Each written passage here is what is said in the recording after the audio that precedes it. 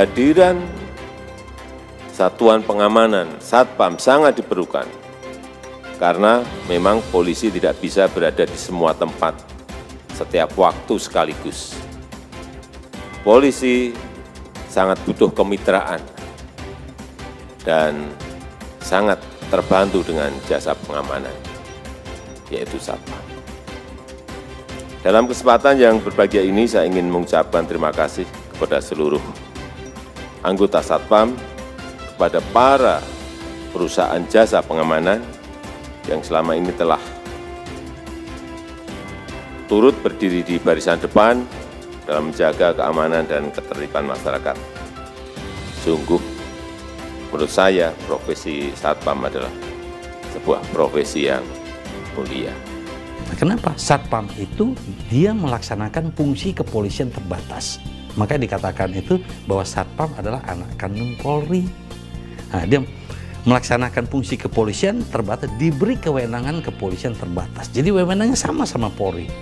Sekarang ini security masih dalam profesi pilihan terakhir. Ke depan saya berharap, saya sebagai pembina Satpam, ya, pembina Satpam dan pembina BUJP, harapan saya ke depan bahwa security Satpam menjadi profesi idola. Itulah ukurannya, ya, menjadi ukuran. Nah, maka kita harus mewujudkan mimpi kita itu.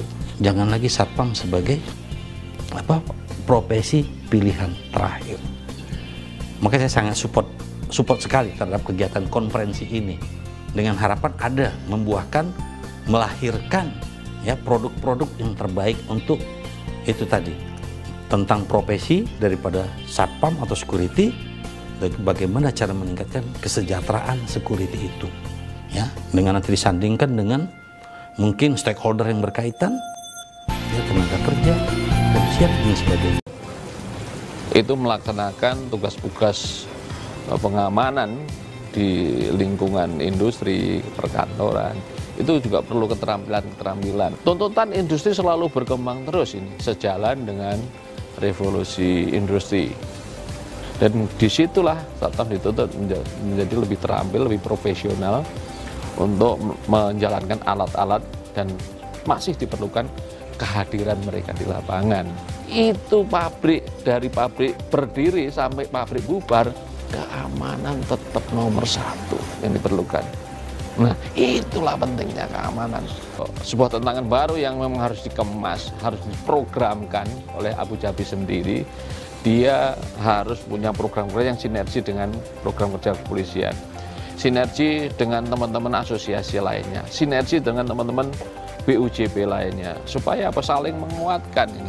Makanya keamanan ini adalah bukan kos, gitu, tapi keamanan adalah investasi. Satpam adalah sebuah profesi yang harkat martabatnya akan kita angkat. Satpam bukan buruh, tapi ada profesi yang perlu profesionalisme. Saya sangat support sekali apa yang di Kipnas yang dilakukan oleh Abu Dhabi ini. Semoga sukses dan terus berkarya, berbuat yang terbaik buat industri pengamanan di Indonesia, supaya manfaatnya dapat dirasakan oleh bangsa dan negara ini. Pada saat ini saya berada di pelatihan untuk pemulihan profesi satuan pengaman, bahwasannya bahwa Satpam merupakan pengemban fungsi kepolisian terbatas di lingkungan kerjanya, sehingga kita harus memuliakan profesi kesatuan pengaman ini dengan senantiasa tentunya meningkatkan kemampuan dan keterampilan seluruh anggota satuan pengamanan. Nah, sehingga dengan kehadiran kita di sini ini meninjau bagaimana tempat-tempat pelatihan Gada Pratama, kemudian Gada Madya, dan Gada Utama.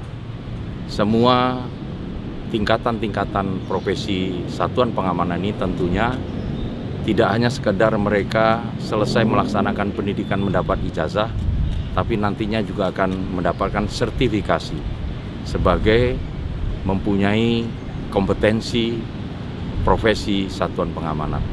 Nah, inilah salah satu tujuan daripada pemulihan profesi satuan pengamanan yang diamanatkan pada pasal 3 Undang-Undang Nomor 2 Tahun 2002 tentang Kepolisian Negara Republik Indonesia. Terima kasih.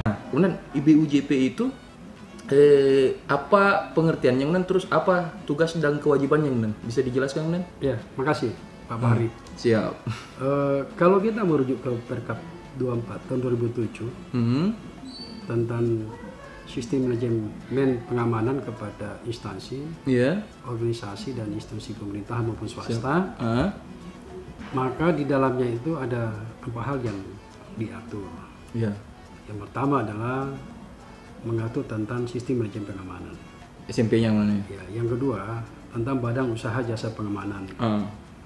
Yang ketiga adalah tentang satuan pengamanan dan termasuk organisasi profesi satuan pengamanan atau badan usaha jasa pengamanan. Ya, siap.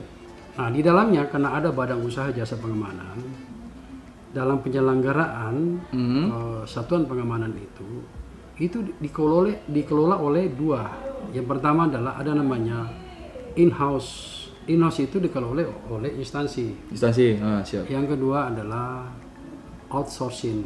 Siap. Outsourcing yang dikelola oleh badan usaha jasa pengamanan. Yang swasta itu mana nih?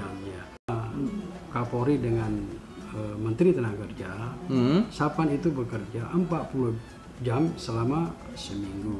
Jadi satu hari itu 8 jam. Selebihnya kalau ada yang menggunakan hanya 2 shift berarti 12 jam. Selebihnya itu dihitung lembur. Oh, berarti memang jam kerjanya Satpam sendiri diatur di Disnaker, kemudian? Ada. Diatur hanya 8 jam.